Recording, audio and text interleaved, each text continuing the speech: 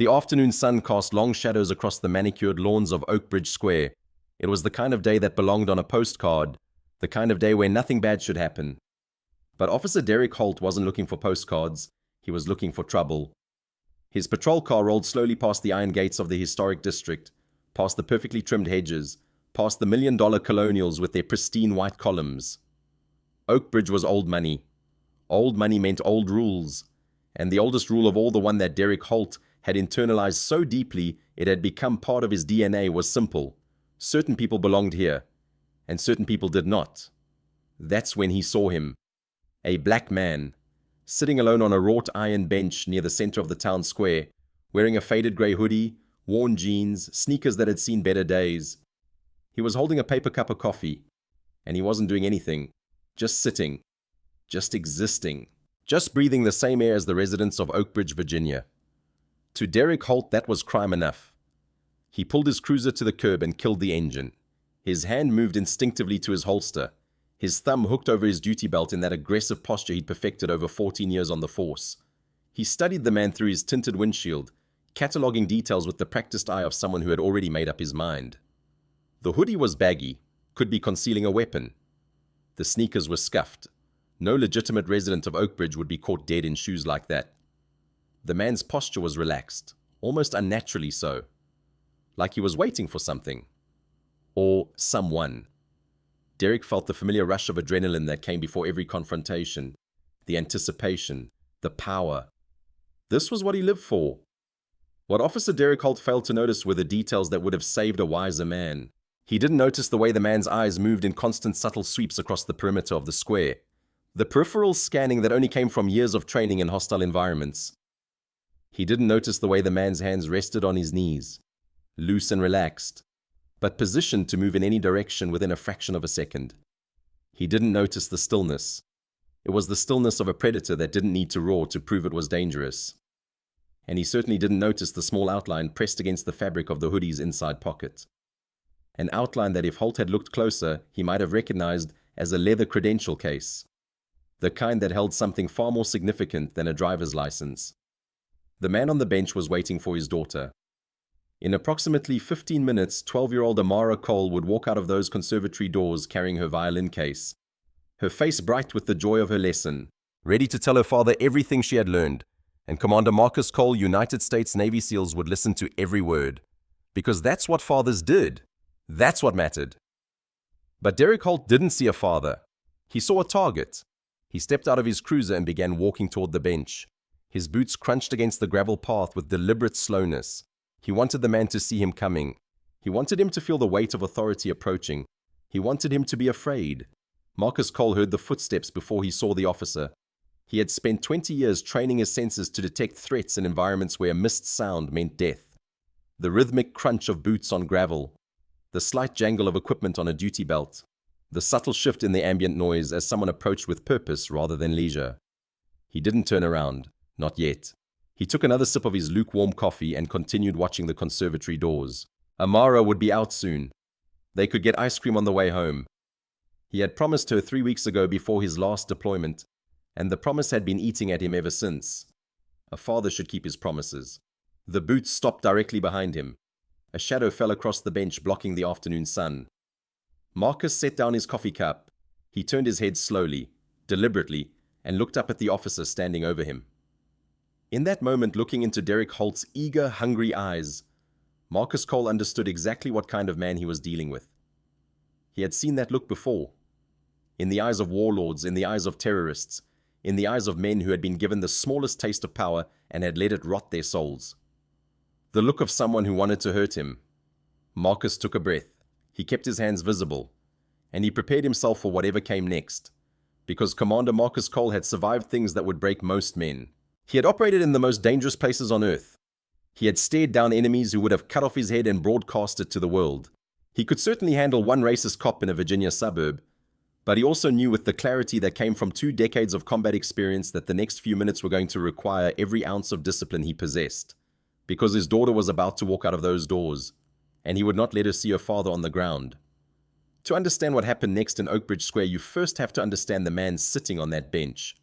You have to understand where he came from, what he survived, and what he fought for, because Marcus Cole wasn't just a man in a hoodie, he was a living testament to what human beings could achieve when they refused to be broken by circumstance. Marcus Elijah Cole was born 42 years ago in the Sandtown, Winchester neighborhood of West Baltimore. If you've never heard of Sandtown, Winchester, consider yourself fortunate.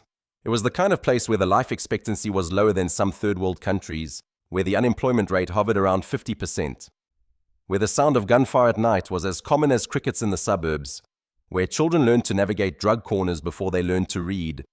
Marcus's mother, Dorothy Cole, worked 3 jobs to keep a roof over their heads. She cleaned offices downtown from 5 in the morning to noon. She worked the register at a grocery store from 1 in the afternoon to 6.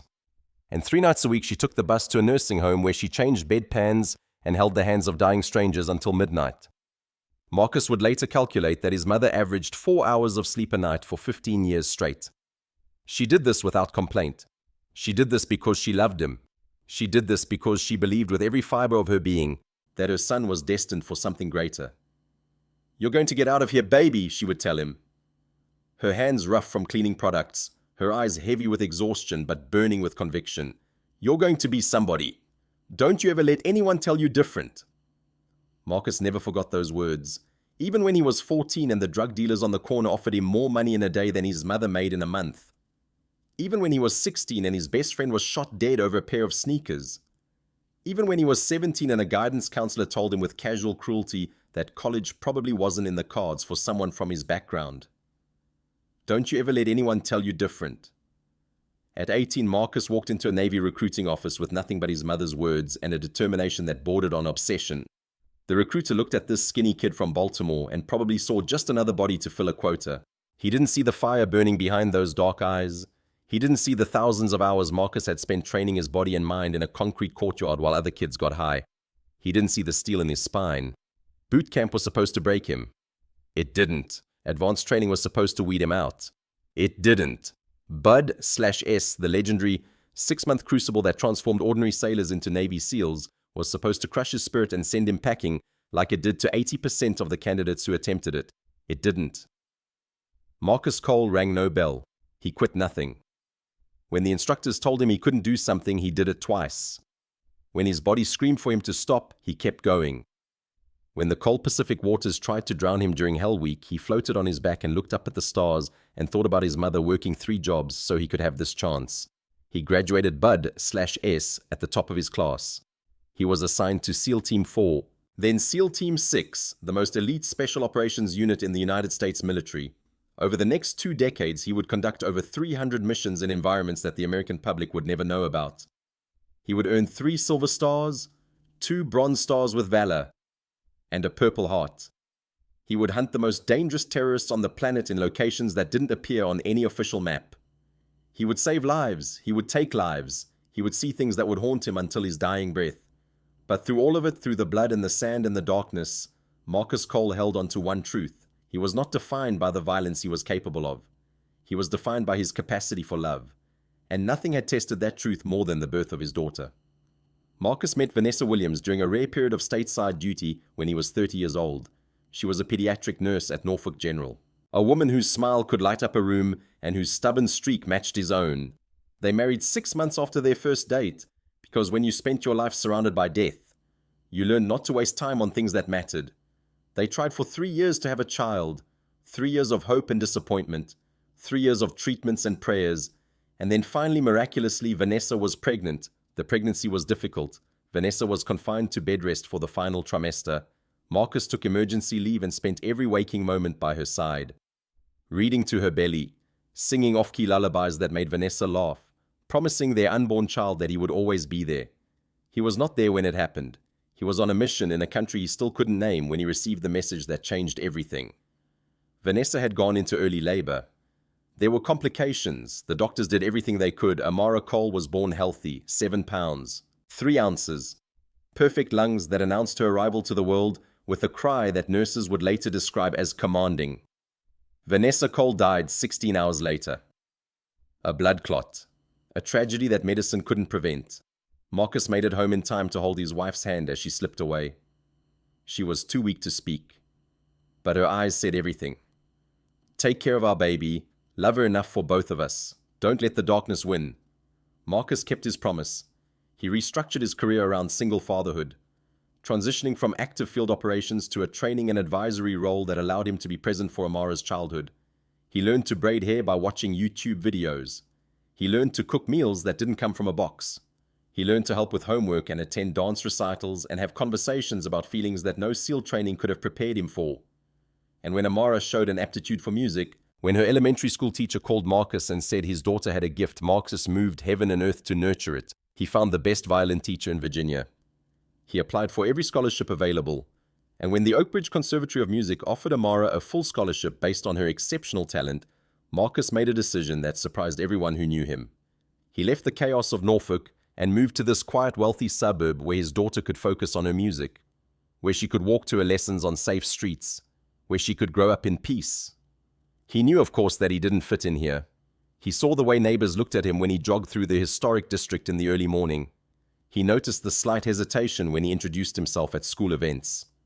He understood with the clarity of someone who had spent his life navigating hostile environments that Oak Ridge tolerated him because of his daughter's talent and his military record, not because they truly accepted him. But Marcus Cole had faced far worse than suburban prejudice. He had faced death itself. He had walked through fire and emerged on the other side. He could handle a few suspicious looks, or so he thought, because sitting on that bench in the afternoon sun waiting for his daughter, watching a police officer approach with hatred in his eyes, Marcus Cole was about to discover that some battles couldn't be won with superior training or physical strength. Some battles required a different kind of courage altogether. On the opposite side of the equation stood Derek William Holt.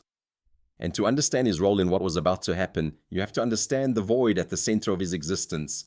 Derek Holt was 38 years old, 14 years on the Oak Ridge Police Force, and the owner of a personnel file that should have ended his career at least 6 times over, 14 excessive force complaints, 8 internal investigations, 3 civil settlements quietly paid by the city's insurance carrier to make lawsuits disappear, all of it buried, all of it forgotten, all of it enabled by a department that valued loyalty over accountability. He hadn't always been this way, or maybe he had, and it just took time for the rot to become visible. Derek grew up in a working-class family in the shadow of Oak Ridge's wealth. His father was a mechanic who came home every night with grease under his fingernails and complaints about the rich people whose cars he fixed. His mother was a secretary who dreamed of living on the other side of the tracks and resented her husband for never getting them there. Between them, they created a son who inherited his father's resentment and his mother's ambition. A toxic combination that curdled into something ugly. He joined the Oak Ridge Police Department because it offered him something he'd never had: power. The badge was a skeleton key that opened doors previously closed to him. Suddenly he could walk into the country club where his mother had always wanted membership and be treated with respect. Suddenly the wealthy residents who had looked down on his family for generations were forced to address him as officer. Suddenly he mattered. But power without wisdom is a dangerous thing. And Derek Holt had no wisdom. He started small the way corruption always starts. A little extra aggression during traffic stops in the poorer neighborhoods just outside Oak Ridge. A few planted seeds of evidence when he needed an arrest to make his monthly numbers. Minor abuses that no one would report because the victims were the kind of people the system didn't care about. But over time, the small corruptions grew. He started taking money from a drug distributor named Marcus Webb to look the other way when shipments came through the county. He started targeting civilians for petty violations just to feel the rush of dominance. He started seeing his badge not as a symbol of service, but as a license to hunt. His personal life collapsed in direct proportion to his professional descent. His wife Sarah tried to love him through the darkness for 7 years. She tried counseling. She tried patience. She tried everything. But you can't save someone who doesn't want to be saved. And Derek Holt was too far gone to even recognize he was drowning. She left him 2 years ago, took their son Nathan to her mother's house in Ohio and filed for divorce. The papers arrived on a Tuesday. Derek signed them without reading them, went to work and pulled over 3 cars in minority neighborhoods just to feel something other than emptiness. Nathan, now 15, wouldn't return his calls. The last time they spoke, 6 months ago, his son had said something that still echoed in Derek's mind at 3 in the morning when the silence became too loud. "You're not a cop, Dad. You're a bully, and I don't want to be anything like you." Those words should have been a wake-up call. Instead, they were gasoline on an already raging fire. Derek Holt doubled down on everything that was destroying him. He drank more. He took more money from Marcus Webb. He became more aggressive, more reckless, more hungry for any target that would make him feel powerful again. And now on this golden afternoon in April, he had found the perfect target, a black man, sitting alone, in his town. As Derek approached the bench, his heart rate elevated with anticipation. This was going to be good. This vagrant, this intruder, this person who clearly didn't belong in Oakbridge was going to learn a lesson today. He was going to learn who ran these streets. He was going to learn to fear the badge. Derek Holt had no idea that the man on the bench had hunted terrorists through mountain caves in total darkness. He had no idea that this target had killed more enemies of America than Derek had written parking tickets. He had no idea that he was approaching one of the most elite warriors in the United States military. All Derek saw was skin color and opportunity. It was the last mistake of his career. "Excuse me." The words came out sharp, nasal, dripping with unearned authority. Derek Holt positioned himself directly in front of the bench, blocking the afternoon sun. He wanted this man to have to look up at him. He wanted him to feel small. Marcus opened his eyes slowly. He had heard Holt approaching, of course. He had tracked the officer's footsteps from the moment the cruiser door opened, but he had chosen not to react, not to show any awareness, because men like this fed on fear. They thrived on nervous energy. Denying them that response was the first step in controlling the encounter. "Can I help you, officer?" Marcus asked. His voice was a deep baritone, calm and level as a frozen lake. No tension, no anxiety. Just a man asking a reasonable question. Derek didn't answer immediately. He took a deliberate step closer, invading Marcus's personal space in a way that was designed to provoke. He looked Marcus up and down, letting his gaze linger on the hoodie, the worn sneakers, the dark skin. His lip curled into something between a sneer and a smile. "We've had some calls." Derek said, his eyes hidden behind mirror-tinted Oakleys. "About a suspicious individual loitering in the square, making residents uncomfortable." Marcus didn't blink. He processed the statement with the analytical clarity of someone trained to detect lies in hostile interrogations. First observation, no specific complaint was mentioned because there had been no complaint. This was a pretextual stop. Second observation, the officer's hand was resting near his holster in an aggressive posture that suggested he was hoping for confrontation. Third observation, the officer's body language broadcast hostility so clearly that any first-year SEAL candidate could have read it from 100 yards away. "I'm just waiting for my daughter," Marcus said, gesturing vaguely toward the conservatory across the street. "She's wrapping up a violin lesson." "Is that right?" Derek scoffed. The sound was theatrical, exaggerated. "You don't look like you have a kid in the conservatory. That place is tuition only. Expensive." There it was, the subtext laid bare. "You don't look like you belong here. You don't look like you can afford this. You don't look like us." Marcus felt a familiar coldness settle over him. It was the same coldness that descended before every mission, the mental shift from civilian to warrior. But he wasn't on a mission. He was waiting for his daughter. And the objective here wasn't to neutralize a threat. The objective was to get through this encounter without violence, without escalation, without giving this officer any excuse to take things further. "I'm aware of the tuition," Marcus said dryly. "My daughter has a full scholarship. She's very talented." Derek's jaw tightened. He didn't like being corrected. He didn't like the calm in Marcus's voice. He didn't like anything about this interaction because it wasn't going the way he had planned. The fear wasn't there. The submission wasn't there. Just this stillness, this infuriating stillness that made Derek feel like he was the one being evaluated. "Let me see some ID," Derek demanded, snapping his fingers. "Now!" Marcus didn't flinch. He knew his rights. Virginia was not a stop-and-identify state. He was under no legal obligation to provide identification unless he was being lawfully detained based on reasonable suspicion of a crime, sitting on a public bench while Black was not, despite what this officer seemed to believe a criminal offense. "Am I being detained, officer?" Marcus asked softly. Derek's face tightened. The veins in his neck bulged. He hated it when they knew the words. He hated it when they didn't immediately comply. He hated it when they made him work for it. "I said, let me see some ID." Derek repeated, his volume increasing. "Do you have a hearing problem, or are you just stupid?" Marcus felt his own heart rate remain steady at 62 beats per minute. He had been interrogated by Taliban commanders. He had been captured, tortured, and held in a concrete cell for 72 hours during a training exercise designed to simulate the worst conditions possible. A suburban police officer with a chip on his shoulder was not going to rattle him. "I'm asking if I'm being detained," Marcus repeated. His voice dropped an octave, becoming colder. "If I'm not, I'd prefer to sit here and finish my coffee." Derek laughed. It was a harsh, barking sound, completely devoid of humor. "Oh, you're a lawyer now. You think you're smart?" He took another step forward, close enough now that Marcus could smell the coffee on his breath, the faint hint of cigarettes that clung to his uniform, the sour note of a man who was sweating more than the temperature warranted. "Stand up," Derek ordered. "Turn around, hands on the bench." The words hung in the air between them. Marcus remained seated. His hands stayed visible, resting on his knees. He made no sudden movements, but he also made no move to comply. "For what crime?" Marcus asked.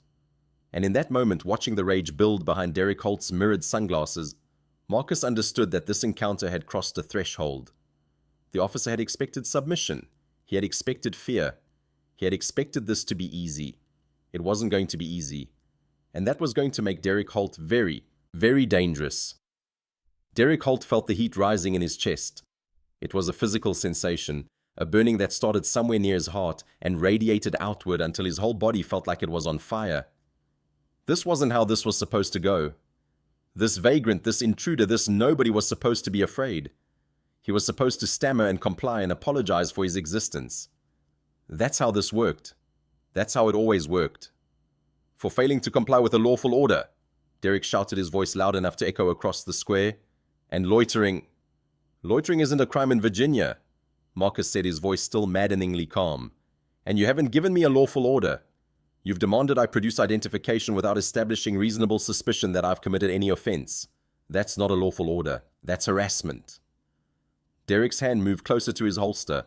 It was an unconscious gesture, a tell that any trained observer would have recognized as a precursor to violence.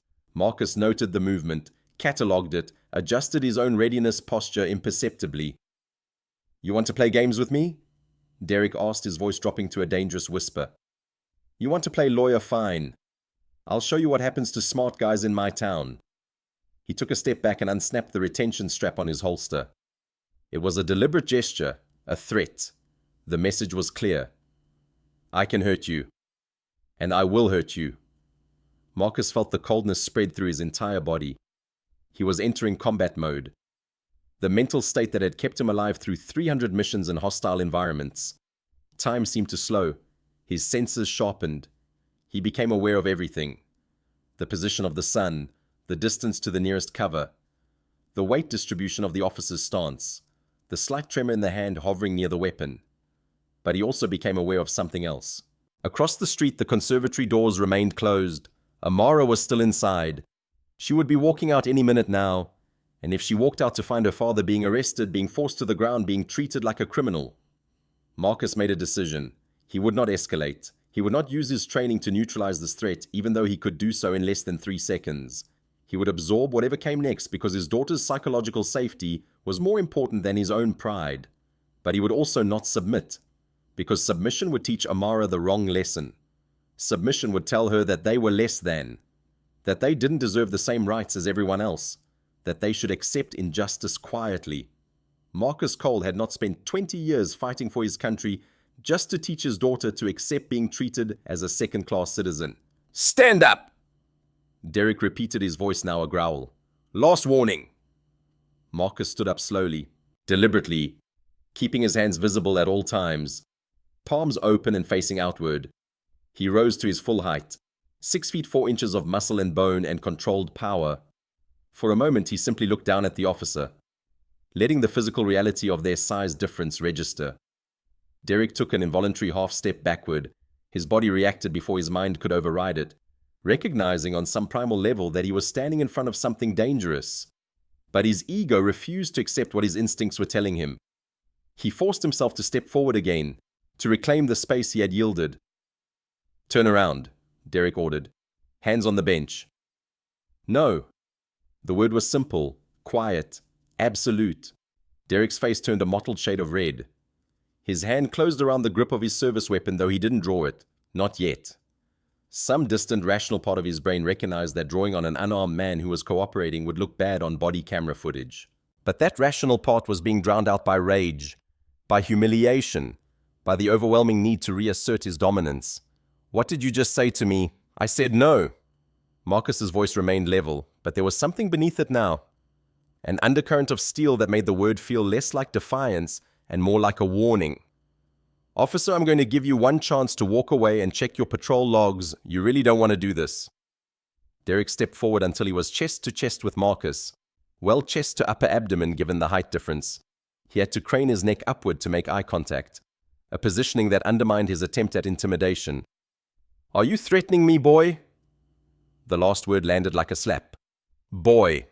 Loaded with centuries of history. Loaded with all the degradation and dehumanization that black men in America had endured.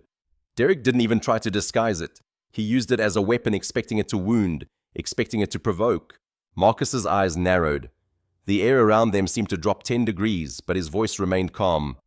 I'm not threatening you, I'm saving you. Derek had been on the force for 12 years. In that time, he had learned that the badge was a shield that protected him from consequences. He had learned that if he yelled loud enough, people shrank. He thrived on the fear in people's eyes, fed on their submission, used their weakness to make himself feel strong. But looking into Marcus Cole's eyes, Derek Holt saw no fear. He saw a boredom that infuriated him. He saw a man who was not intimidated by his badge, his gun, his authority. He saw, though he couldn't have articulated it, the eyes of someone who had faced things far more terrifying than a corrupt cop in a suburban town square. And it made Derek want to destroy him. Get on the ground. Derek unholstered his taser. The bright yellow plastic gleamed in the afternoon sun as he pointed it squarely at Marcus's chest. His hand was shaking slightly, though whether from rage or fear was impossible to tell. Get on the ground or I will light you up. The commotion had drawn attention. Across the square, a young woman who had been walking a golden retriever stopped dead in her tracks. A couple sitting at an outdoor bistro across the street turned around in their wrought iron chairs, their expressions shifting from curiosity to concern. Near the fountain, a teenager pulled out his phone and began recording. The unblinking eyes of the internet were waking up. Marcus remained standing. He did the calculations instantly, the way he had been trained to do. 7 feet of distance. If Derek pulled the trigger, the probes would hit his chest. Marcus had been tased before. During SERE school, Survival, Evasion, Resistance, and Escape, the training that prepared SEALs for the worst-case scenario of capture by hostile forces, the electric shock hurt like hell, sent every muscle into involuntary contraction, dropped even the strongest men to the ground. But Marcus could fight through it. He had fought through worse. The question was whether he should. He looked past Derek's shoulder to the conservatory doors. Still closed. Amara would be walking out soon. 5 minutes, maybe 10. And if she walked into the scene, if she saw her father writhing on the ground from a taser, surrounded by police cars being treated like a criminal, the psychological damage would be immeasurable. Marcus made his choice. He would not fight. He would not run. He would not give this officer any justification for using force. But he would also not surrender his dignity. He would stand his ground literally and figuratively and let the cameras capture the truth of what was happening. I am a commissioned officer in the United States Navy, Marcus said, projecting his voice clearly so the gathering bystanders could hear. The teenager with the phone moved closer, still recording. Good. My identification is in my back right pocket. I'm slowly reaching for it. He began to move his right hand toward his pocket, moving with deliberate slowness, making every motion visible and non-threatening. Don't you move! Derek's voice cracked with hysteria. The taser wavered in his grip. His whole body was trembling now, the adrenaline dumping into his system, making him twitchy, unpredictable, dangerous. You're lying! Derek continued, spittle flying from his lips. You're a vagrant. I've seen your type before. Stolen valor. Is that it? You think you can lie to me? You think a cheap trick is going to get you out of this? Marcus lowered his hands slowly. He kept his palms visible. He maintained eye contact with Derek through the mirrored sunglasses. Check the ID, Marcus said firmly, or call your dispatcher and run my name. Marcus Cole, Commander Marcus Cole. I'm asking you to verify before you do something you can't take back. Derek hesitated. For one brief moment, some remnant of rationality flickered in his brain. The growing crowd, the phone's recording, the calm insistence of the man in front of him. Maybe he should call it in. Maybe he should verify. But the thought was drowned out almost immediately by the rage, by the humiliation of being talked back to, by the intolerable knowledge that this black man in a hoodie was not afraid of him. I'm not checking anything until you're in cuffs, Derek snarled. He holstered the taser and reached for his baton instead. The extendable metal weapon snapped out to its full length with a satisfying click. Derek had used this baton dozens of times. On drunks who didn't move fast enough, on homeless people who didn't clear out when told, on teenagers who talked back. It always worked. "Last warning," Derek said. He was grinning now, a predator's grin. "Get on the ground or I'm going to put you there." Marcus didn't move.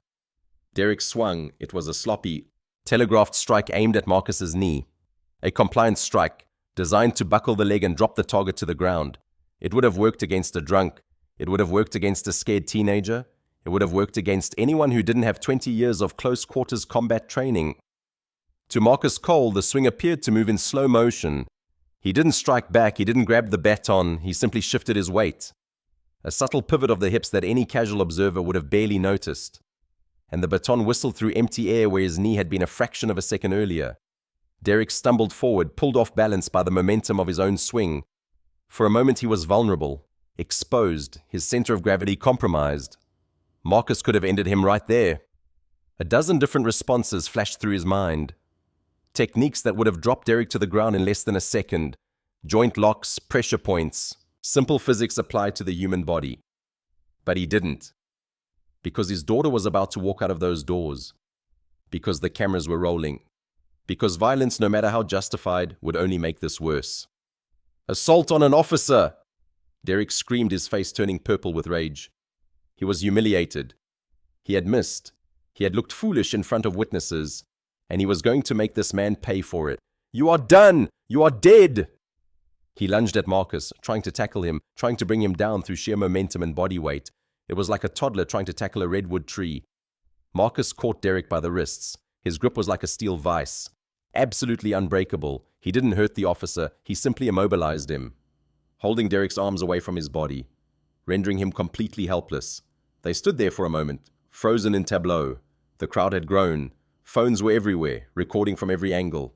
The teenager near the fountain was live streaming, his feed already attracting hundreds of viewers. "Let go of me!" Derek thrashed, kicking out wildly. "Let go!" "Calm down," Marcus commanded. It was the voice of a man used to giving orders that were followed instantly in life-or-death situations. The voice of a commander. "Look around you, Calder. You are making a mistake that will cost you your pension. Stop. Now!" Derek managed to key his shoulder radio with his chin. 1099 officer needs assistance. Town Square large male violently resisting arrest. Send everyone... The words crackled over the dispatch frequency. Somewhere across town, officers began moving toward the square. Sirens began to wail in the distance. Marcus released Derek and stepped back. His hands went up again, palms open and visible. "I haven't hit you," Marcus said, his voice projecting across the silent crowd. "I haven't threatened you. I'm waiting for my daughter, that is all." Derek stood there, panting, humiliated, stripped of his authority in front of dozens of witnesses. He slowly reached for his handcuffs, his eyes never leaving Marcus's face. "You're going to jail for a long time," Derek said, his voice trembling with barely suppressed rage. "I'm going to bury you under the jail. I'm going to make sure you never see daylight again." Marcus heard the sirens getting closer. He heard the excited murmur of the crowd. He felt the phones recording his every move. And then he heard something else. The creak of heavy wooden doors opening. The sound of young voices, laughing and talking. The conservatory had let out. Marcus turned his head toward the building. A stream of students was pouring out, carrying violin cases and cellos and sheet music. Among them, wearing a bright yellow ribbon in her hair, was a 12-year-old girl with her father's eyes. Amara was looking for him, and when she saw the police lights, the crowd, the officer with handcuffs in his hands, the fear that crossed her face nearly broke Marcus Cole's heart. The baton strike had been meant to bring Marcus to his knees. Instead, it had done something far worse. It had exposed Derek Holt's incompetence to a growing audience. It had transformed a simple harassment into a spectacle, and it had set into motion a chain of events that would ultimately consume everything Derek had built. But Derek Holt didn't understand any of that in the moment. All he understood was rage. All he felt was the burning humiliation of missing, of being immobilized, of being made to look foolish in front of the cameras. His mind had narrowed to a single point of obsession. This man had to be punished. This man had to suffer. This man had to learn. "You resisted," Derek was saying even as the sirens grew louder. "You assaulted me. I have it on camera." "Your camera captured me avoiding a strike and then restraining you without injury," Marcus said. That's called de-escalation. That's what you were supposed to do. The crowd had grown to perhaps 40 people. Phones were everywhere, glowing rectangles capturing every moment, every word. The teenager who had been live streaming now had over 2,000 viewers, the number climbing by the second. Someone in the comments had already identified the location. Someone else was trying to identify the officer. This wasn't just a local incident anymore. It was becoming national. Derek heard the sirens arrive. 3 patrol cars screeched into the square. Lights flashing. Officers emerging with hands on weapons. For a moment, hope surged in his chest. Backup. Witnesses who would support his version. Brothers in blue who would help him salvage this disaster. Sergeant Rita Vasquez was the first to reach them. She was a 15-year veteran, a composed woman who had seen her share of difficult encounters. She took in the scene with quick professional eyes. The growing crowd, the phones, the size disparity between the two men, the baton on the ground where Derek had dropped it. "What's going on here?" Vasquez asked, her voice carefully neutral. "This individual resisted a lawful order," Derek said immediately. "He assaulted me. I need him in cuffs." "He swung a baton at me while I was standing with my hands visible," Marcus said. "There are approximately 40 witnesses and about a dozen phones recording. I haven't touched him except to prevent him from injuring me." Vasquez looked at Derek, then at Marcus, then at the crowd of civilians with their phones. Her jaw tightened. "Derek," she said quietly, pulling him aside. "What did he do?" "He was loitering, acting suspicious. He refused to show ID." "Derek." Vasquez's voice hardened. "What crime did he commit? What was your probable cause for the stop?" Derek's mouth opened and closed. "I had reports. Suspicious individual. You know how it is." "I know how it is," Vasquez said, and there was no mistaking the disgust in her voice. "I know exactly how it is, and I know that those cameras just recorded whatever actually happened." She turned to Marcus. "Sir, I apologize for this situation. Can I see some identification?" Marcus reached into his back pocket, slowly, keeping his movements visible. He withdrew a leather credential case and handed it to the sergeant. Vasquez opened it. She looked at the contents, and her face went absolutely pale. The credential case contained 2 items. The first was a military ID card bearing Marcus's photograph and the designation Commander Marcus Cole, USN. The second was something else entirely. A brass trident, the special warfare insignia that only Navy SEALs were authorized to wear. "Oh, Jesus Christ!" Vasquez breathed. Derek was watching. What is it?" Vasquez closed the credential case and handed it back to Marcus. Her hand was shaking slightly. "What is it?" Derek repeated louder. Vasquez turned to look at him. In that moment, her expression contained something close to pity. "You just tried to assault a Navy SEAL commander," she said quietly. "And Derek, you need to stop talking. Right now. You need to not say another word until you have legal representation." Derek felt the blood drain from his face. For a moment, the world seemed to tilt on its axis. Navy SEAL, commander. The words didn't make sense. They couldn't make sense. This was just some vagrant, some nobody, some... He looked at Marcus with new eyes. The stillness that had infuriated him suddenly seemed different. The calm that had enraged him suddenly seemed dangerous. The size, the bearing, the way the man had avoided the baton strike like it was nothing. "That's..." Derek's voice came out as a croak. "That's impossible. He's lying. It's stolen valor. Check the ID. It's fake." "It's not fake," Vasquez said. "I've seen enough military credentials to know the difference. This is real." "Then run it," Derek was shouting now. "Call it in, verify." "I will." Vasquez keyed her radio. "Dispatch, I need a priority verification on a military credential. Commander Marcus Cole, United States Navy. Run everything you can find." The radio crackled. The crowd was silent, watching. The cameras were still recording, and across the square a 12-year-old girl was fighting through the crowd, her violin case clutched to her chest, tears streaming down her face, desperate to reach her father. The next few minutes would be replayed millions of times in the days that followed, on news broadcasts, on social media platforms, in courtrooms and congressional hearings. They would become a defining image of police misconduct, a viral moment that encapsulated everything wrong with a broken system. Derek Holt, even knowing what Vasquez had just told him, made the decision that would destroy his life. He arrested Marcus Cole anyway. Later psychologists would analyze his choice. Some would call it cognitive dissonance. The inability to accept information that contradicted his worldview. Some would call it narcissistic rage. The need to assert dominance even in the face of overwhelming evidence that he was wrong. Some would simply call it racism so deeply embedded that it overrode survival instinct. Whatever the explanation, the result was the same. "I don't care what that ID says," Derek spat. "He resisted. He assaulted me. He goes in the car." Derek listened to me very carefully, and Vasquez said, "If you arrest this man, your career's over. The department will not protect you. The union will not protect you. You are on camera trying to assault an unarmed man who happens to be one of the most decorated special operators in the United States military. Do not do this." Derek's face was purple with rage. His hands were shaking. Every warning sign of a man operating outside rational control was flashing red. "He doesn't get to walk away," Derek said. "Not after embarrassing me. Not after making me look bad. He goes in the car, Rita, or I'll go over your head to the captain." Vasquez looked at the other officers who had arrived. She saw the conflict in their faces. The blue wall of silence, that unspoken code that protected cops who crossed the line, was wavering. But it hadn't broken. Not yet. "Fine," she said finally, but I want it on record that I advised against this. And I want your body camera footage preserved. Every frame." Derek pulled the handcuffs from his belt and approached Marcus. The crowd shifted, phones angling for better shots.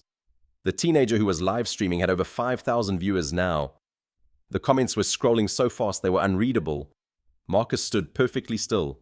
He could have resisted. He could have dropped every officer in that square in under 30 seconds. His training, his reflexes, his experience all screamed at him to act. But his daughter was watching.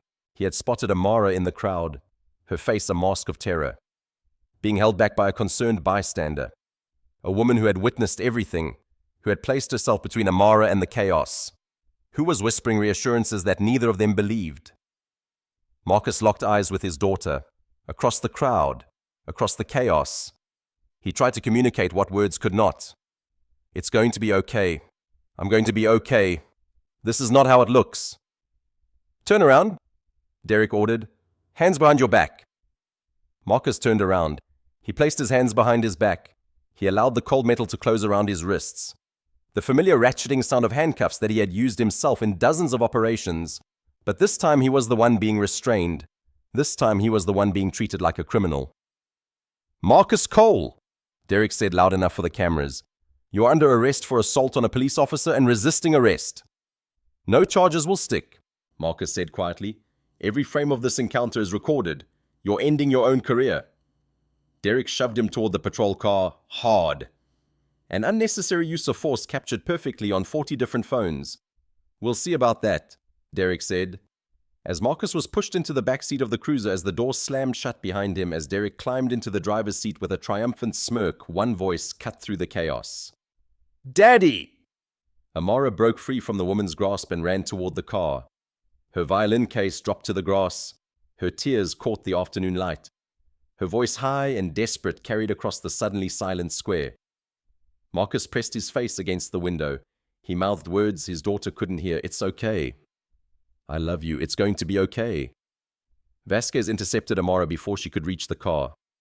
The sergeant knelt down, gently but firmly holding the crying girl back. "Your dad is going to be fine," Vasquez said, though her voice carried no conviction. "We're going to sort this out. I promise." Derek put the car in gear. He looked at Amara in the rearview mirror, saw the tears, saw the terror, and felt nothing but satisfaction. Good, he thought. Let her see what happens when you don't show respect. As the patrol car pulled away from the square, leaving behind a traumatized child and a crowd of witnesses, Derek Holt believed he had won. He had no idea that the video was already spreading, that news outlets were picking it up, that a hashtag was forming, gaining momentum, preparing to explode across the internet.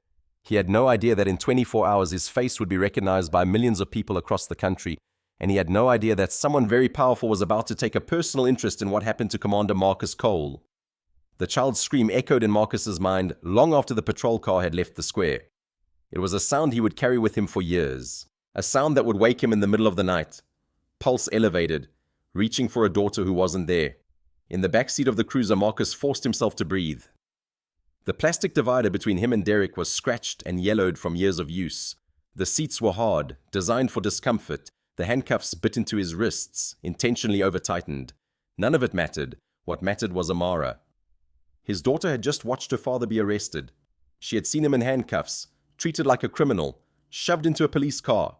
She had screamed his name, and he had been unable to reach her, unable to comfort her, unable to explain. The psychological damage of this moment would take years to heal, if it ever healed at all. Marcus had seen trauma before. He had seen children in war zones who had watched their parents die. He had held the hands of teammates who would never fully recover from what they had witnessed. He understood with brutal clarity that the next few hours and days would be critical in determining whether this experience defined his daughter's relationship with authority forever. But first he had to survive the next few hours himself. Derek was watching him in the rearview mirror. The officer's eyes were gleaming with vindictive pleasure. He thought he had won. He thought the uniform and the badge and the institutional power of the police department would protect him from consequences. He was wrong. But he didn't know it yet. "You're awfully quiet back there," Derek said. "Not so tough now, are you? Not so smart?" Marcus didn't respond. There was nothing to be gained by engaging. Every word he said could be twisted, taken out of context, used against him. Silence was the only tactical choice. "Your kid was crying pretty hard." Derek continued, his voice dripping with mock sympathy. "Maybe you should have thought about her before you decided to resist a lawful order. Maybe you should have just shown some respect." Marcus felt the rage building in his chest. It was a physical sensation, a pressure that wanted release. 20 years of training in violence, 20 years of learning exactly how to hurt people, and this man was taunting him about his daughter. He forced the rage down. Deep breaths, focus on what mattered. Amara, getting back to Amara, making this right. "I bet she's going to have nightmares," Derek said. "I bet she's going to wake up screaming, wondering where her daddy is, wondering if he's in a cell somewhere, wondering if she'll ever see him again." Marcus closed his eyes. He thought about the breathing exercises they taught at SERE school. He thought about the mantras he used when the pain became unbearable. He thought about his wife Vanessa looking at him in those final hours, mouthing the words, "Don't let the darkness win." He would not let this man break him. He would not give him the satisfaction. The patrol car pulled into the Sally Port of the Oakbridge Police Department. The heavy gate rattled shut behind them, sealing out the afternoon light. Derek killed the engine and sat for a moment, savoring his triumph. "Welcome to your new home," he said. "Get comfortable. You're going to be here for a while." He opened the back door and roughly hauled Marcus out. The handcuffs were still too tight. Marcus could feel his fingers starting to go numb. Another small cruelty, another petty abuse of power. The processing area was institutional and depressing. Fluorescent lights buzzed overhead. The smell of industrial cleaner couldn't quite mask the underlying odors of desperation and human misery. A desk sergeant looked up from his computer as Derek marched Marcus toward the booking counter. "What have we got?" the sergeant asked. He was an older man, gray-haired and weary-eyed. His name tag read Miller. "Assault on an officer," Derek announced proudly. "Resisting arrest. This one's a real piece of work. Thinks he's tough." Sergeant Miller looked at Marcus, then at Derek, then back at Marcus. Something flickered in his expression. Recognition, concern. It was hard to read. "What's your name, sir?" Miller asked, his tone notably more respectful than Derek's had been. "Commander Marcus Cole, United States Navy." Miller's fingers froze over the keyboard. His face went very still. "Could you repeat that? Commander Marcus Cole, United States Navy, currently assigned to Naval Special Warfare Development Group." Miller typed the name into his system. The screen populated with information, and as he read it, the color drained from his face until he looked like he might faint. "Jesus Christ," Miller whispered. "What?" Derek was growing impatient. "What is it? Just process him so I can—" "Derek!" Miller's voice was barely audible. "Come here, look at this." Derek walked around the counter and looked at the screen. Marcus watched his expression transform in real time. Confusion, denial, dawning horror, and finally pure uncut terror. The screen showed Marcus Cole's service record, the SEAL Trident designation, the classified operations, the Silver Stars, the Bronze Stars, the Purple Heart, the commendations and awards that most officers would never receive in a dozen lifetimes, and at the bottom a note that made Derek's blood run cold. Current status: active duty, commanding officer, Vice Admiral Raymond Price, Naval Special Warfare Command. "A 3-star admiral is his boss," Miller said. a 3-star admiral, and you just arrested him for what exactly? Derek's mouth opened and closed like a fish drowning in air. Get the captain, Miller said. Now get the captain and get the chief on the phone. And Derek, you might want to start thinking about how you're going to explain this to the federal government. The next 2 hours were a masterclass in institutional panic. Captain Morrison arrived within 15 minutes, summoned from a Sunday dinner with his family. He was a tall man with silver hair and a reputation for political savvy. He had navigated the treacherous waters of local politics for 30 years. He had survived scandal and controversy and budget cuts and everything else that could derail a law enforcement career. He had never dealt with anything like this.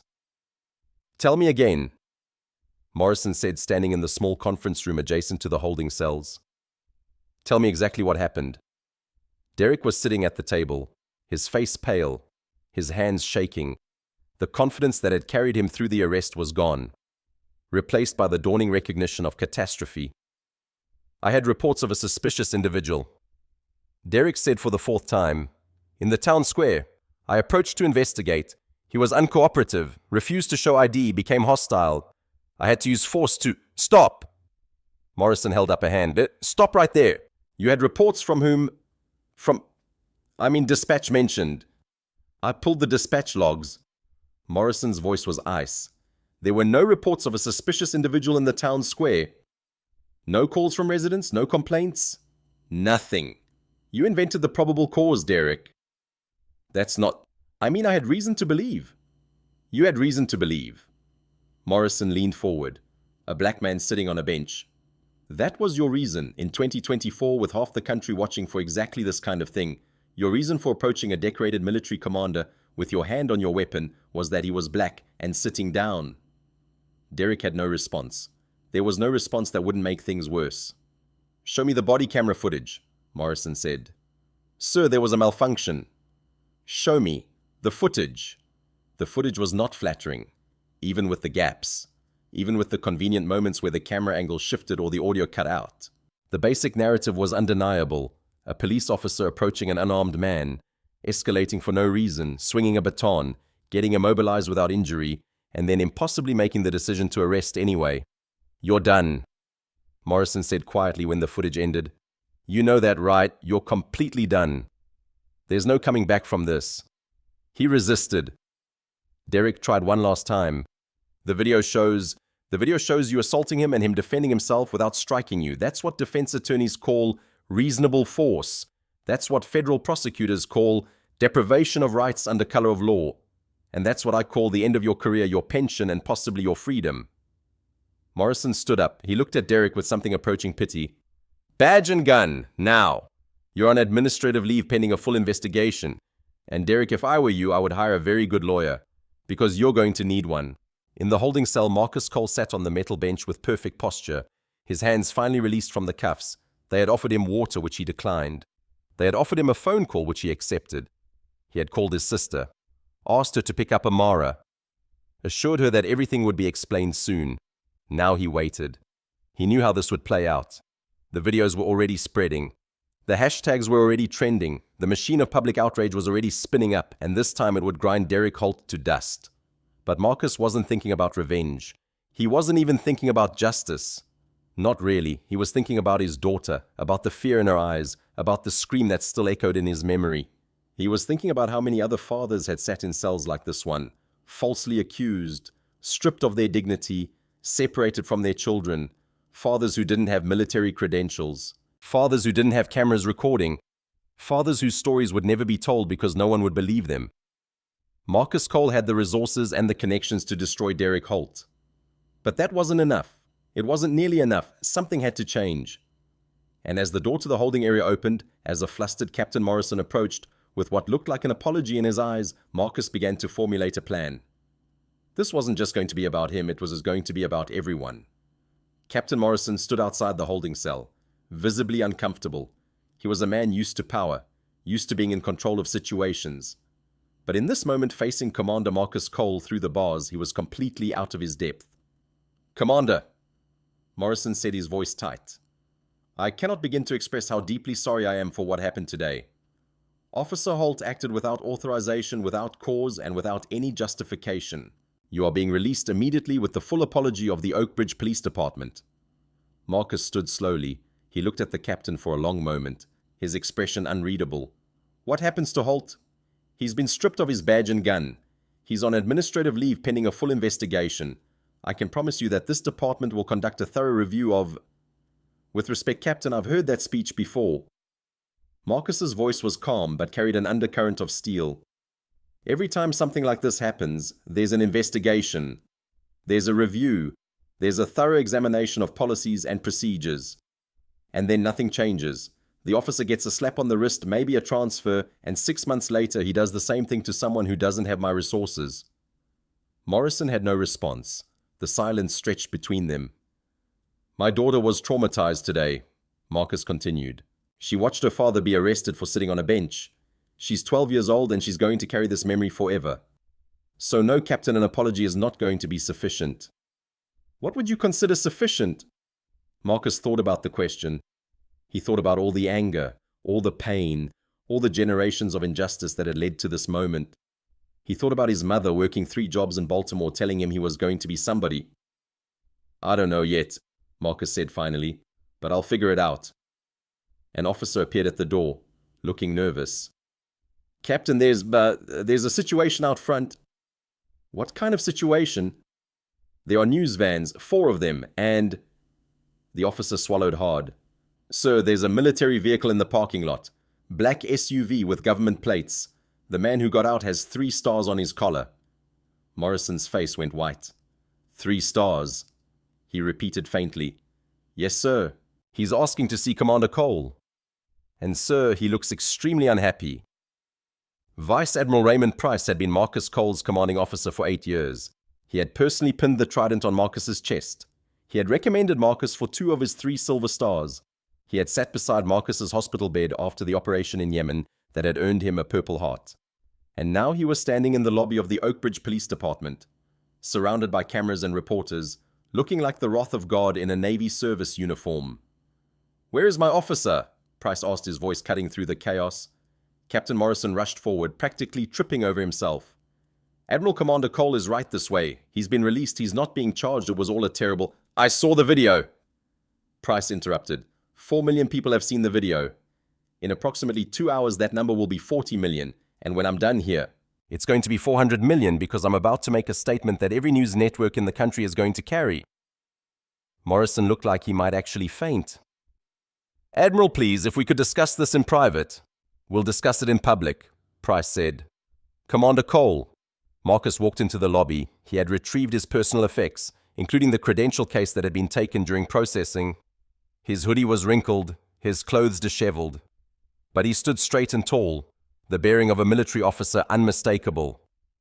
"Sir," Marcus said, "are you injured?" "No, sir." "Is your daughter safe?" "She's with my sister, sir. She's shaken, but she's safe." Price nodded. He looked at the assembled cameras, at the reporters who were furiously scribbling notes, at the officers who were trying very hard to be invisible. "Good," he said, "because we have work to do." Outside on the steps of the Oakbridge Police Department, Vice Admiral Raymond Price gave a statement that would be replayed for years. He described Commander Marcus Cole's service record. He described the encounter in the town square. He announced that the Naval Criminal Investigative Service would be opening a full investigation into Derek Holt's conduct, and then he said something that made national headlines. "Commander Cole is not just a decorated war hero," Price said. "He's the kind of man that makes this country great. He overcame poverty. He overcame prejudice. He dedicated his life to protecting the freedoms that we all enjoy. And today in the country, he has spent 20 years defending he was treated like a criminal for sitting on a bench." Price's voice hardened. "This is not about one bad officer. This is about the kind of country we want to be. And I am personally committed to ensuring that what happened today never happens to Commander Cole or to anyone else ever again." The questions came fast and furious. Price answered some and deflected others, but the message was clear. The United States Navy was not going to let this go quietly. In the crowd, Marcus spotted a familiar face, a tall, impeccably dressed black man with a presence that commanded attention. The man caught Marcus's eye and nodded once. Marcus didn't recognize him, but he would soon, because that man was Benjamin Carter, one of the most famous civil rights attorneys in America. He had represented the families of victims in cases that had changed the national conversation about police brutality. And he had decided, watching the video spread across social media, that Commander Marcus Cole's story was going to be his next cause. The war was just beginning. Derek Holt sat in the basement of his house, surrounded by empty beer cans and the wreckage of his own making. He had been suspended without pay. His badge was gone. His gun was locked up at the station. The union rep had called, sounding nervous, talking about complicated optics and limited resources. In other words, he was on his own. The video was everywhere. He had made the mistake of looking at social media, scrolling through the comments, reading what people were saying about him.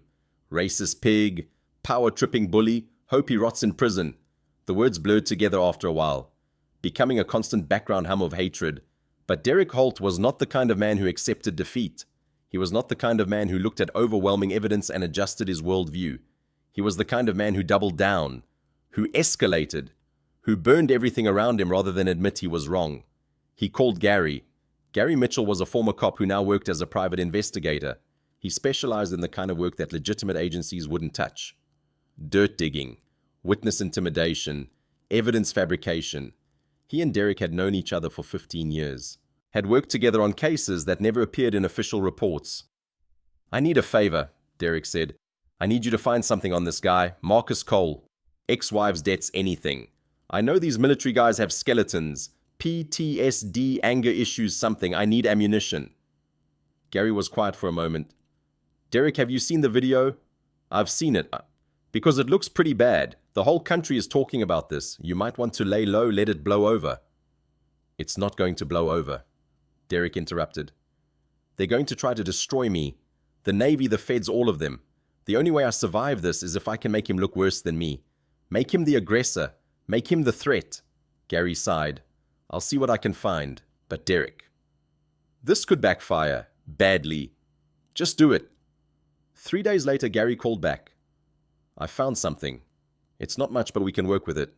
Cole was involved in a bar fight in Virginia Beach 12 years ago.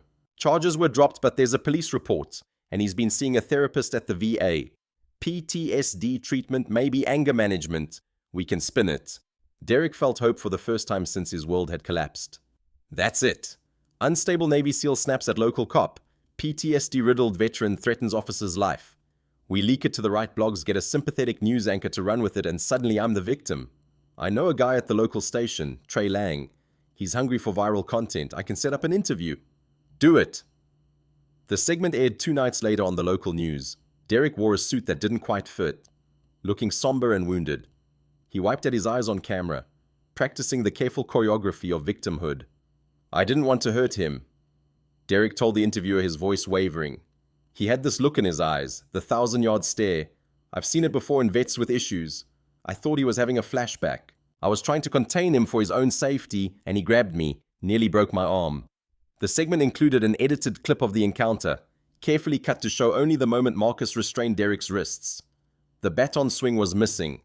The racial slur was missing. The unprovoked aggression was missing. "I'm the victim here," Derek concluded, looking directly into the camera. "But because he's got brass on his collar, I'm the one losing my pension. I'm the one being treated like a criminal." The fallout was immediate and brutal. At Oakbridge Middle School, Amara Cole was eating lunch in the cafeteria when a group of older students approached her table. She was still recovering from the trauma of watching her father's arrest, still having nightmares, still flinching at the sight of police cars. "My dad says your dad is a psycho," one boy sneered loud enough for the whole cafeteria to hear. "He says your dad should be in a mental hospital, not the Navy." Amara felt the blood drain from her face. The other students at her table went silent. "That's not true," she said, her voice small. "It's on the news." Another kid chimed in. "He attacked a cop. He's got anger issues. My mom says people like that are dangerous." Amara's eyes filled with tears. She stood up abruptly, leaving her lunch tray, and ran toward the bathroom. She could hear laughter following her down the hallway. In the bathroom, she locked herself in a stall and cried. She thought about the father who had always protected her, who had never raised his voice, who had held her hand through the hardest moments of her life. And she thought about the terrible words she was hearing, the lies that were spreading, the world that seemed determined to tear him down. That night, she called her aunt and asked a question that would haunt Marcus for years. Is Daddy going to prison? Is he going to go away forever? Marcus was on the other side of the world when he learned about the news segment. He was in Djibouti at Camp Lemonnier, overseeing a critical operation that required his attention. He had been awake for nearly 72 hours, running on coffee and adrenaline, trying to compartmentalize his personal crisis so he could focus on his professional responsibilities. Then his sister called. "She won't stop crying," his sister said. "She's been bullied at school. She's asking if you're going to prison. Marcus, you need to come home." Marcus felt something break inside him, the carefully constructed walls that had allowed him to function, to lead, to be the commander his men needed, crumbled in an instant. "I'll be there as soon as I can," he said. Tell her Daddy is coming home. Tell her I'm going to fix this." He hung up and stood in silence for a long moment. Then he went to find Admiral Price. "Sir," Marcus said, "I need emergency leave. My daughter." Price held up a hand. "I know. I've seen the news segment. The countermove was predictable but effective. They're trying to change the narrative." "I don't care about the narrative," Marcus said. "I care about my daughter." "I know you do, and that's why we're going to destroy them." Price pulled out a thick manila folder. "While you've been saving the world, some people have been doing their homework. Commander, meet Benjamin Carter. He's been waiting to talk to you." The Gulfstream G650 touched down at Norfolk Naval Station at 0300 hours local time. Marcus descended the stairs into a Virginia night that felt heavier than the air in Yemen had ever been. The humidity stuck to his skin. The darkness pressed in around him. And somewhere in the city he no longer trusted his daughter was having nightmares. A black government Suburban was waiting on the tarmac. Admiral Price was already inside, along with a man Marcus now recognized from countless news broadcasts. Benjamin Carter, the attorney whose name had become synonymous with justice. "Commander Cole," Carter said as Marcus climbed into the vehicle. "I wish we were meeting under better circumstances. I've reviewed the footage, the personnel files, and the smear campaign that's currently being run against you. The good news is we have an overwhelming case. The bad news is they're going to fight dirty." Marcus shook the attorney's hand. "They've already started fighting dirty. My daughter is being bullied at school. She's asking if I'm going to prison." Carter's expression hardened. "Then we don't just fight back, we obliterate them." The briefing took place in a secure conference room at Naval Station Norfolk. Spread across the table were documents, photographs, and printouts from social media. The scope of the attack against Marcus's reputation was comprehensive and malicious. "They've leaked a police report from 12 years ago," Carter explained. "A bar fight in Virginia Beach. The charges were dropped because you were defending a fellow SEAL who was being attacked, but they're not mentioning that context. They're framing it as evidence of violent tendencies." Marcus nodded. He remembered that night. A group of drunk civilians had decided to start trouble with men they didn't realize were special operators.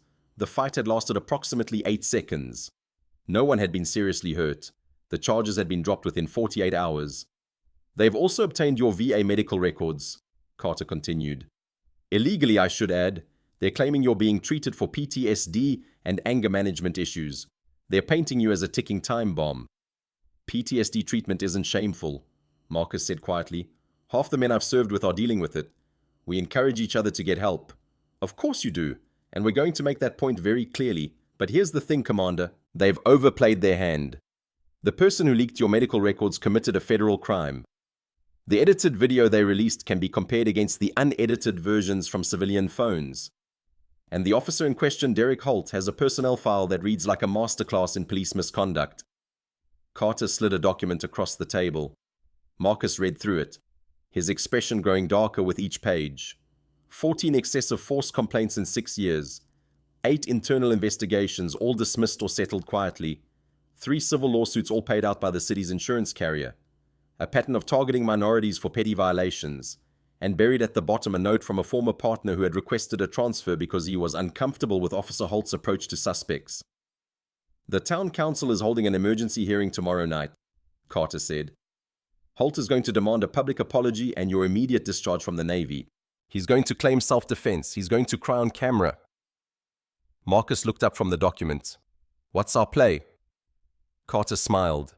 It was the smile of a man who had spent 30 years destroying people who thought they were untouchable. "We let him think he's won. We let him walk into that hearing, say his piece, dig his grave nice and deep, and then we bury him." Admiral Price leaned forward. "NCIS has been doing some digging of their own. The body camera footage that Holt claims malfunctioned. We recovered it from the cloud vendor's backup servers, every frame, Every word. And the bank across the street from the town square, Carter added. They upgraded to 4K surveillance last month. We have angles that Holt doesn't even know exist. Marcus felt something shifting in his chest, the rage that had been simmering since his arrest, since his daughter's tears, since the smear campaign designed to destroy his reputation, suddenly had a direction. There's one more thing, Price said. This one came from an FBI contact. Derek Holt has been taking money. Recurring deposits from a known narcotics distributor named Marcus Webb. Protection payments. It's been going on for 6 years. Marcus looked at the Admiral. Racketeering. Racketeering, federal charges, 10 to 20 years if convicted. The room fell silent. Outside, the Virginia night continued its slow rotation toward dawn. Somewhere in the city, a 12-year-old girl was sleeping fitfully, dreaming of police cars and handcuffs and a world that seemed designed to hurt her. Marcus thought about his mother, about working 3 jobs, about telling him he was going to be somebody. Let's end this, he said. The Oakbridge Community Gymnasium was transformed for the emergency town council meeting. Folding chairs had been arranged in neat rows, filling the basketball court. A long table at the front held place cards for the mayor and council members. American flags flanked the stage. A podium stood ready for public comment. Derek Holt arrived early, dressed in the same ill-fitting suit he had worn for the news interview. His attorney Leonard Gilthorpe walked beside him, a leather briefcase in one hand and a confident smile on his face. Gilthorpe was known in legal circles as the Eel for his ability to slither out of tight spots. He had represented dirty cops before, had crafted narratives that turned aggressors into victims, had exploited technicalities and biases to secure outcomes that defied evidence. Remember what we discussed, Gilthorpe murmured as they took their seats at a table facing the council. Sympathy, vulnerability. You were scared for your life. You made a split-second decision. The big scary military man grabbed you and you thought you were going to die. Derek nodded, rehearsing the expressions he would need. The furrowed brow of concern, the slight tremor in his voice, the well-timed pause to collect himself before continuing. The gymnasium was filling up. Residents of Oakbridge, people who had read about the incident in the newspaper, curious onlookers who wanted to witness the drama firsthand. News cameras were being set up along the walls, their lights creating pools of harsh brightness. Derek scanned the crowd, looking for familiar faces. He saw some neighbors who had expressed support. He saw some colleagues from the department who had promised to testify on his behalf. He saw the local reporter Trey Lang who had run the sympathetic segment. What he didn't see was any sign of Marcus Cole or the Navy. A smile tugged at the corners of his mouth. There were no shows. The intimidation had worked. The smear campaign had been effective. The mighty Navy, for all its posturing, had decided that this particular battle wasn't worth fighting. "They're not coming," Derek whispered to Gilthorpe. The attorney glanced around the gymnasium and nodded. It appears they've calculated the political costs. Fighting a sympathetic local officer risking a public relations battle, they've decided to cut their losses. So we've won. We've won the first battle. Let's make sure we win the war. At 7 p.m. precisely, Mayor Patricia Hendricks called the meeting to order. She was a thin woman with silver hair and a perpetually worried expression. The kind of local politician who had risen to power by avoiding controversy rather than confronting it. "We're here to discuss the incident that occurred in Oakbridge Square." Mayor Hendricks began reading from a prepared statement. "Our goal is to hear from all parties and determine the appropriate path forward. I remind everyone that this is a public forum and we expect civil discourse." Gilthorpe stood immediately. "Madam Mayor, if I may, I'd like to address the council on behalf of Officer Holt." "You may proceed." Gilthorpe walked to the podium, his footsteps echoing in the hushed gymnasium. He gripped the sides of the lectern and looked out at the assembled crowd with an expression of profound sorrow. "What happened in Oakbridge Square was a tragedy," he began. "But not the tragedy you've been told. The narrative being pushed by outside forces, by the military establishment, by the media, is fundamentally false. Officer Derek Holt is not a villain. He is a victim." He paused for effect. Officer Holt was doing his job. He was responding to reports of a suspicious individual in our town square making residents uncomfortable. He approached in a professional manner. He asked for identification, and that's when things went wrong. Gilthorpe's voice dropped to a near whisper. The individual became aggressive, hostile. He refused to comply with basic requests. When Officer Holt attempted to detain him for everyone's safety, the individual grabbed him with enough force to nearly break his arm. Officer Holt believed in that moment that he was going to die.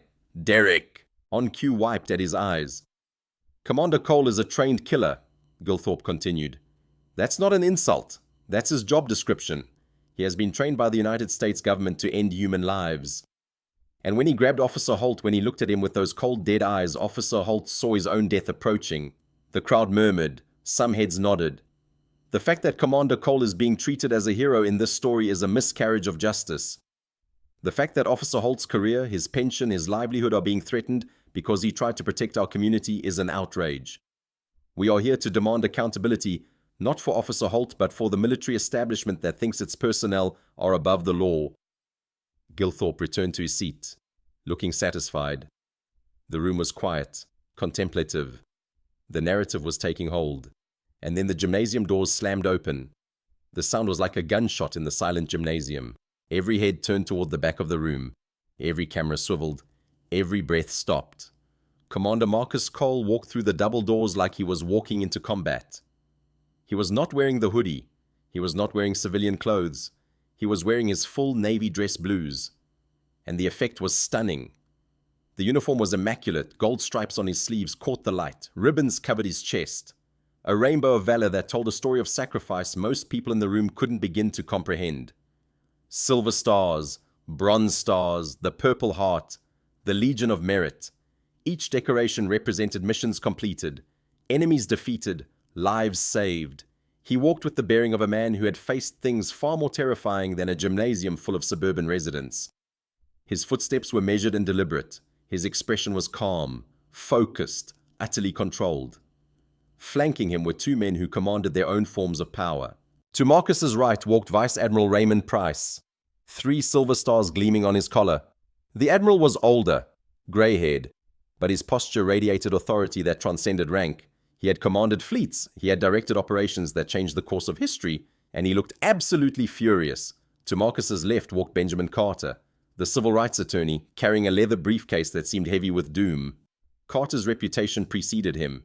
He had taken on cases that made national headlines. He had forced cities and states and institutions to confront their failures, and he was smiling, which was never a good sign for the people he had come to oppose.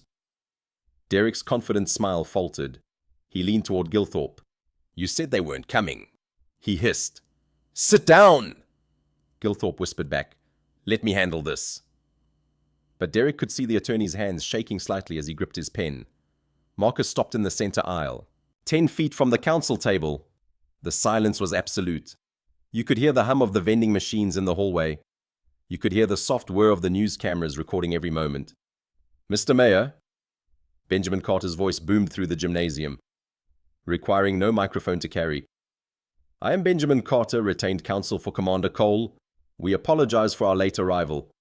The commander was conducting a classified operation overseas while Officer Holt was conducting a different kind of operation here in Oakbridge." He walked to the podium, displacing Gilthorpe without acknowledging his existence. "I've just listened to Mr. Gilthorpe's statement. Compelling performance, really quite moving. There's just one problem." Carter paused, letting the tension build. Every word of it was a lie. The crowd erupted in murmurs. Mayor Hendricks banged her gavel. "Order, we will have order." "Officer Holt claims he was responding to reports of a suspicious individual," Carter continued. "Those reports don't exist. We have the dispatch logs. No calls were received. No complaints were filed. Officer Holt invented the probable cause." "That's a lie!" Derek shouted, half rising from his seat. "Officer Holt claims Commander Cole became aggressive and hostile. The commander stood with his hands visible and asked if he was being detained. Officer Holt claims he nearly had his arm broken. Medical records show no injuries whatsoever." The video was edited. Derek was standing now, face red, spittle flying. "They're lying. They doctored the footage." Carter smiled. It was the smile of a predator that had cornered its prey. "Funny you should mention the video," he said. "Officer Holt deleted his body camera footage. He thought that would protect him. He forgot that these devices upload to cloud servers with 90-day retention policies. And he certainly forgot that the bank across the street recently upgraded to 4K surveillance." He signaled to a technician at the back of the room. A massive projection screen descended behind the council table. "Let's watch what actually happened, shall we?" The video began to play. It was high definition, crystal clear, captured from the bank's security camera at an angle that showed both Marcus and Derek perfectly. The gymnasium watched in silence as the encounter unfolded. They saw Derek approach Marcus on the bench, his posture aggressive, his hand resting near his weapon. They saw Marcus remain seated, hands visible, face calm. They saw Derek demand identification. They saw Marcus ask if he was being detained, and they saw Derek's face twist with rage at the question. "Note the body language," Carter narrated. "Commander Cole is seated, hands on his knees, making no threatening movements. Officer Holt is invading his personal space hand near his weapon, visibly agitated." The video continued. They saw Derek order Marcus to stand. They saw Marcus comply, rising slowly, keeping his hands visible. They saw Derek grab Marcus's shoulder, and they saw the look on Derek's face when Marcus asked him to reconsider. "Listen carefully," Carter said. "The audio has been enhanced." Derek's voice echoed through the gymnasium, clear as a bell.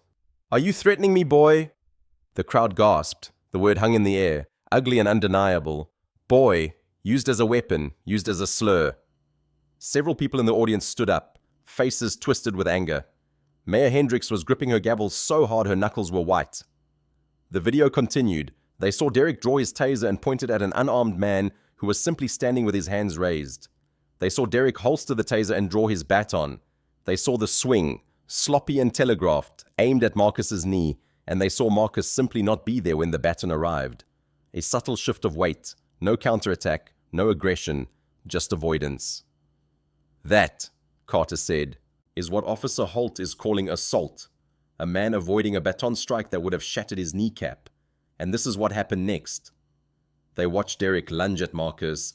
They watched Marcus catch his wrists and immobilize him without striking. They watched Marcus hold Derek helpless for several seconds before releasing him. No punches thrown, no kicks, no strikes of any kind. Commander Cole used the minimum force necessary to protect himself, and then he let go. That's not assault. That's restraint. Derek was sinking in his chair, his face the color of old ash. But Carter wasn't done. Now let's look at what happened after Officer Holt thought the cameras were off. The screen changed. This was new footage, clearly from Derek's own dash cam, time-stamped just minutes after the arrest.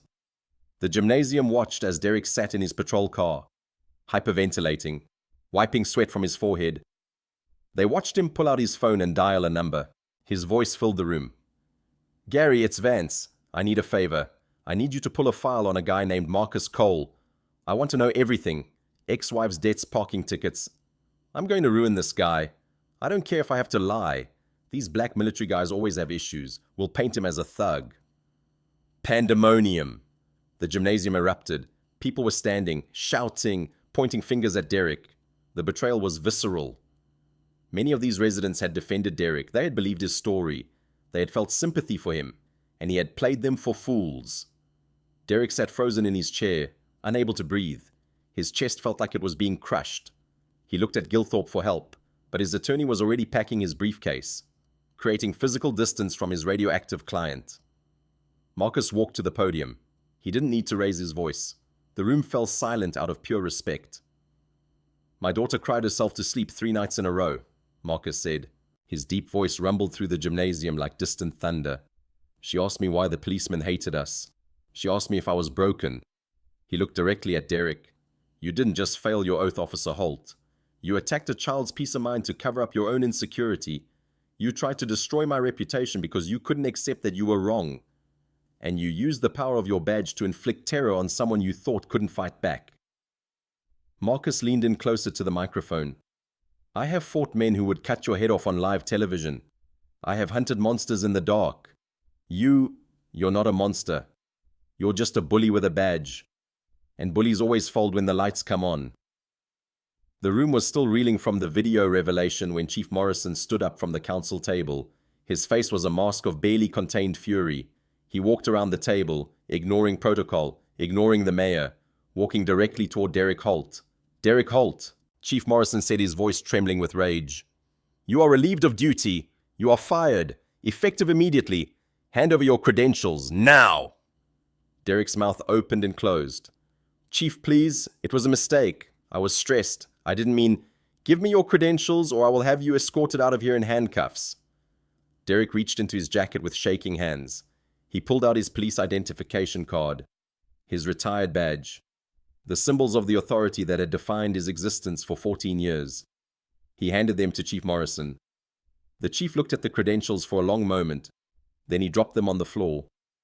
"You disgrace the uniform," Morrison said quietly. "You disgrace every officer who serves with honor. Get out of my sight." But Derek's nightmare was just beginning. Benjamin Carter stepped forward, holding a thick legal document. "Officer Holt, you are being served. This is a civil lawsuit for $50 million, filed on behalf of Commander Marcus Cole and his minor daughter, Amara Cole. The charges include defamation, malicious prosecution, deprivation of civil rights, and intentional infliction of emotional distress." Carter dropped the document on the table in front of Derek. "We will take your pension. We will take your house. We will take your car. We will take everything you own and everything you will ever earn. You will spend the rest of your life working to pay Commander Cole, and you will never, ever catch up." Derek put his head in his hands. The sob that escaped his throat was ugly and raw. But the universe wasn't done with him yet. From the back of the room, two men in dark blue windbreakers walked down the center aisle. They moved with a different kind of authority than the local police. On the back of their jackets in bold yellow letters were three letters that made Derek's blood run cold: FBI. They walked straight to the table where Derek sat collapsed. "Derek Holt," the lead agent asked. Derek looked up, his eyes bloodshot and wild. "What, I'm being sued? I know, This isn't about the lawsuit." The agent pulled a pair of handcuffs from his belt. "We've been monitoring your bank accounts as part of a civil rights inquiry initiated by Mr. Carter. We found some interesting recurring deposits from known narcotics distributors." The room went dead silent again.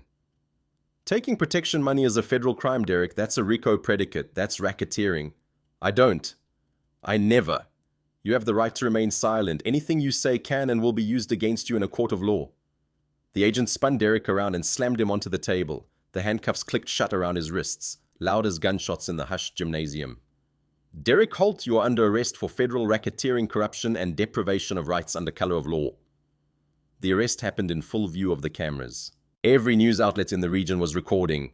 The footage would be broadcast on national networks within the hour. By morning, it would be everywhere, shared and reshared millions of times. Derek's legs gave out as the agents hauled him up. He had to be dragged, weeping and wailing, past the very residents he had claimed to protect, past the colleagues who had once called him friend, past the reporters who were already composing their leadees. As he passed Marcus Cole, Derek looked up with begging eyes. He was searching for something, mercy perhaps, or understanding, or some acknowledgement of their shared humanity. Marcus simply turned his back. "Get him out of here," one of the FBI agents said. The gymnasium doors closed behind the procession. For a long moment no one moved. The reality of what they had witnessed was still settling in. Then slowly the applause began. It started near the back, a single person clapping. Then more joined. Then more. Within seconds, the entire gymnasium was on its feet, applauding Commander Marcus Cole, applauding the truth, applauding the justice that so rarely came but had arrived tonight in spectacular fashion. Admiral Price leaned in toward Marcus as the ovation continued. "That went well. A bit theatrical for my taste, but effective." "He needed to be made an example of, sir," Marcus replied quietly. Benjamin Carter closed his briefcase with a satisfying snap. "He's going away for a long time. Federal prison isn't kind to dirty cops." Marcus looked at the empty doorway where Derek had been dragged out. The anger was gone. All that was left was exhaustion and the overwhelming need to go home. "I don't care where he goes," Marcus said, "as long as he stays away from my town and my daughter." He turned to the Admiral. "Sir, permission to be dismissed. I have an ice cream date that is 3 weeks overdue." Price smiled.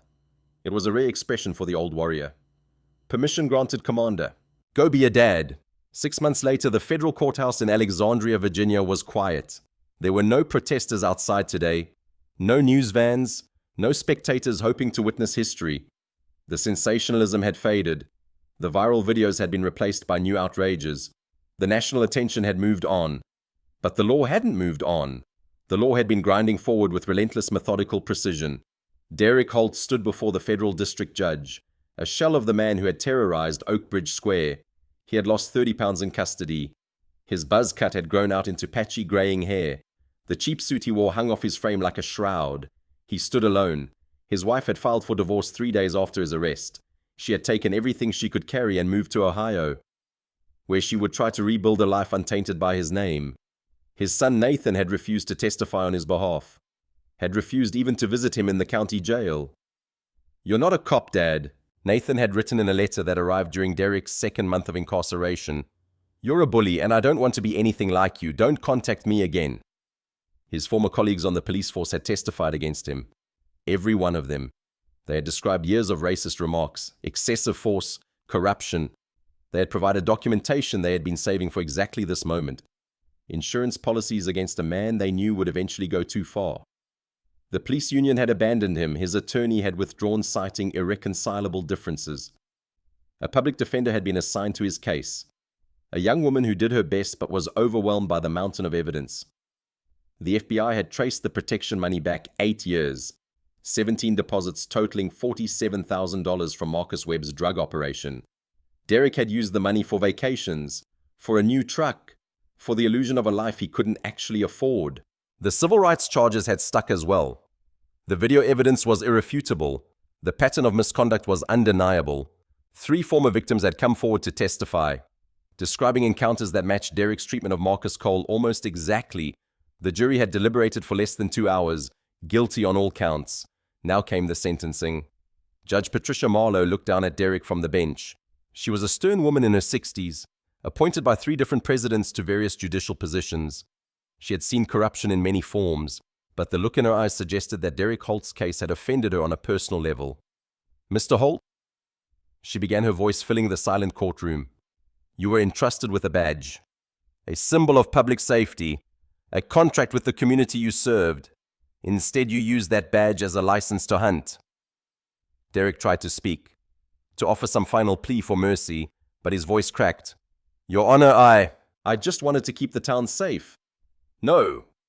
Judge Marlowe cut him off sharply.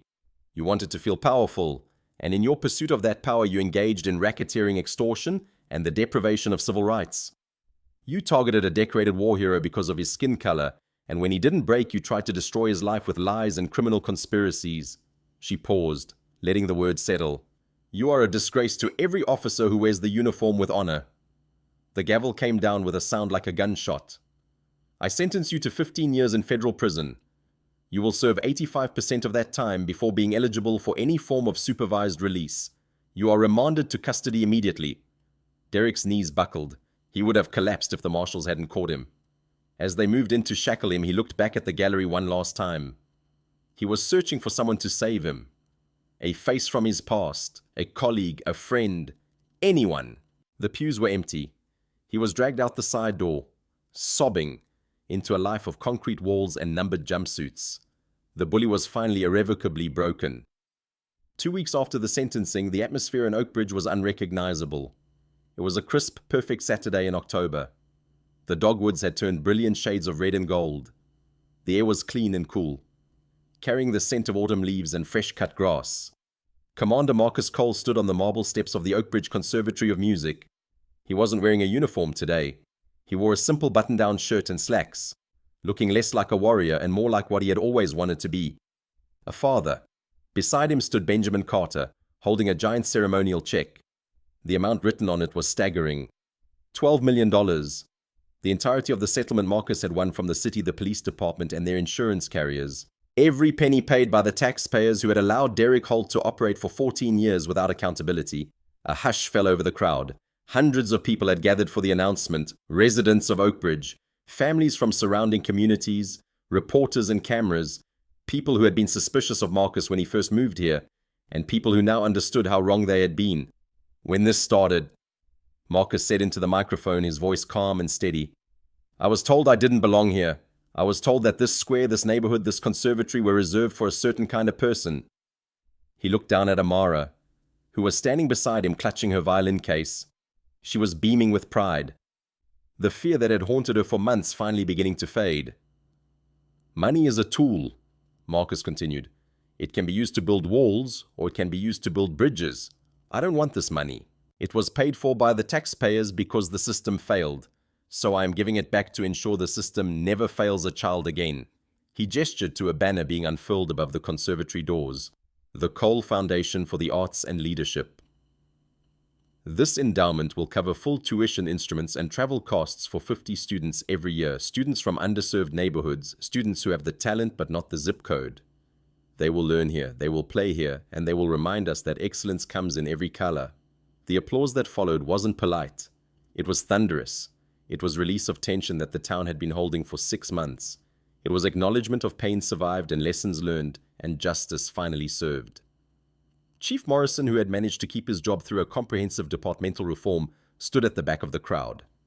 He caught Marcus's eye and nodded.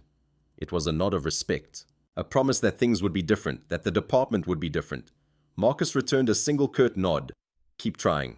After the cameras had packed up, after the crowd had dispersed to the reception, Marcus and Amara slipped away. They walked down the familiar sidewalk toward the town square. They walked past the boutiques and the cafes and the perfectly manicured lawns. They walked until they reached the wrought iron bench where everything had begun. Someone had tied a yellow ribbon to the armrest, a symbol of hope, a symbol of remembrance. Amara sat down on the bench, placing her violin case on her lap. She looked older than she had 6 months ago. The trauma had aged her in ways that Marcus wished he could undo. But she was healing. Slowly. Day by day. "Dad," she asked softly, looking up at him. "Do you hate him, Mr. Holt?" Marcus sat down beside her. He stretched his long legs out, crossing his ankles. He looked at the water fountain bubbling in the center of the square. He thought about the rage he had felt in that first moment. The primal urge to hurt the man who had threatened him, who had traumatized his daughter, who had tried to destroy everything they had built. Then he looked at the conservatory across the street. He saw a group of kids, black and white and Hispanic, running out of the doors, laughing, carrying instruments that the Cole Foundation would pay for. He saw joy where there had been fear. He saw possibility where there had been prejudice. "No," Marcus said, and he was surprised to find that he meant it. "I don't hate him, Amara. Hate is like drinking poison and expecting the other person to die. It's heavy, and I don't want to carry anything heavy anymore." He put his arm around her shoulders and squeezed. He lost everything because of who he was. We gained everything because of who we are. That's enough. Amara leaned her head against his shoulder. The afternoon sun was warm on their faces. The gentle sound of the fountain filled the silence. "I'm glad we stayed," she said quietly. "I like my violin teacher." Marcus smiled. It was the first real smile that had crossed his face in longer than he could remember. "I'm glad we stayed too." He checked his watch. The same battered G-Shock that had survived 3 deployments. The same watch he had been checking when Derek Holt first approached him on this very bench. "But I think we're forgetting something very important," Marcus said. "A mission objective that has been outstanding for 6 months." Amara looked up, grinning. "The ice cream." "The ice cream," Marcus confirmed. He stood and offered her his hand. "And not just any ice cream. I hear the shop around the corner has a triple chocolate fudge that is technically classified as a tactical asset." Amara laughed. It was the most beautiful sound Marcus had ever heard. They walked away from the bench, hand in hand, leaving the past where it belonged, behind them. The sun was setting over Oakbridge, casting long golden shadows across a town that was a little bit kinder, a little bit fairer, a little bit safer. All because one man refused to bow when he was told to know his place. And that is the incredible true story of Commander Marcus Cole. It's a story that reminds us that the loudest person in the room is usually the weakest. That true power lies in composure, in integrity, in the absolute refusal to be bullied. Officer Derek Holt thought his badge made him a king, but he forgot that a badge is a burden of trust, and if you abuse it, it will crush you. 15 years in federal prison is a long time to think about a mistake. But for the children now attending that conservatory on full scholarships, Marcus Cole's legacy will last a lifetime. If the story moved you, if it reminded you that justice is still possible, even in an unjust world, do me a favor and subscribe to our channel. Share this story with someone who needs to hear it. Because stories like this don't just entertain us, they remind us who we are. They remind us what we're capable of. They remind us that good people standing their ground can change everything. Thanks for watching. Stay safe. Stand your ground, and I'll see you in the next one.